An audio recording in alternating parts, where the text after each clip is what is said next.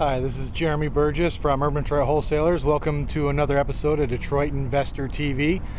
This is a continuation of rehabilitation that we were covering in the last episode. And in this episode, what I'm going to cover are, even if, regardless of which, theory of rehab you subscribe to, there are some things you should do that makes your tenant more successful, which then makes you more successful. So I'm going to cover some of these rehab things that you should do so your tenant can be successful. First of all, if that furnace, you go down in that basement, and dear God, if you see the octopus, it's this enormous thing from 80 years ago. While it will heat the house very well, what is not is it's not efficient at all. This thing is enormous. Yeah, it's going to cost you some money to tear it out. But let me tell you, when a tenant has a choice between paying you and keeping the heat on, which, by the way, gets very cold here in the winter in Detroit, guess who gets paid last? Well, that would be you. Most people catch that one. What they don't catch is the furnace that's 10 years old.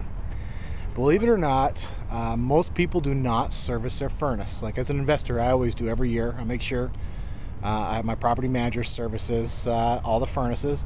But believe it or not, most people don't. So after 10 years, you have a furnace that's 10 years old, it hasn't been serviced, and is not running efficiently at all anymore.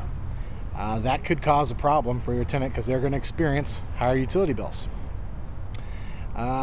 Replace it, is the bottom line. If it's less than 5 years old, if it's more than 5 years old, replace it.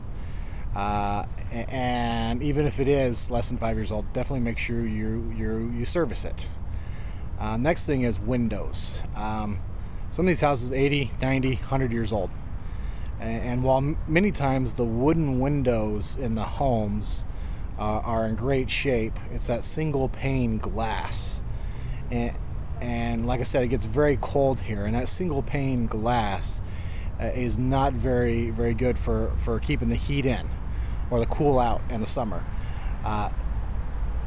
I've seen bills 50% higher on utilities just in my own rental properties before I kind of caught on that this is something I should be doing to make my renter successful. You just got to go through and replace every single wooden window. And like, why would I want to do that?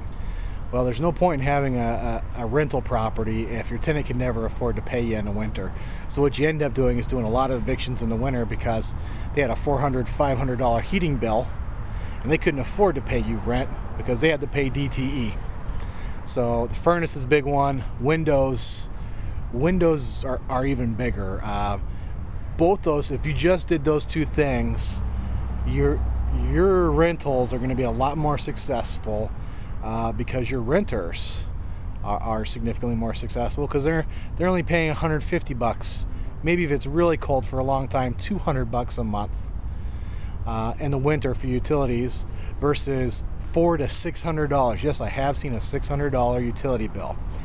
And while these people have great jobs, I don't know too many people in this kind of income bracket between $30,000 and $35,000 that if you just go ahead and $400 extra out a month is not going to be an issue. It's going to be an issue, and maybe your rent's not paid on time, or maybe it's not paid at all. So well, thank you again. If you have any questions, go ahead and leave them in the comments. Also, make sure to subscribe if you haven't. Go ahead and subscribe right here on YouTube. Thanks for watching, and I hope to catch you at the next episode. Once again, if you want me to cover any sort of specific topic, go ahead and leave it in the comments, or if you're embarrassed, send me an email like most of you have been doing, and I will make sure to cover it in an upcoming episode. Thanks, and happy investing.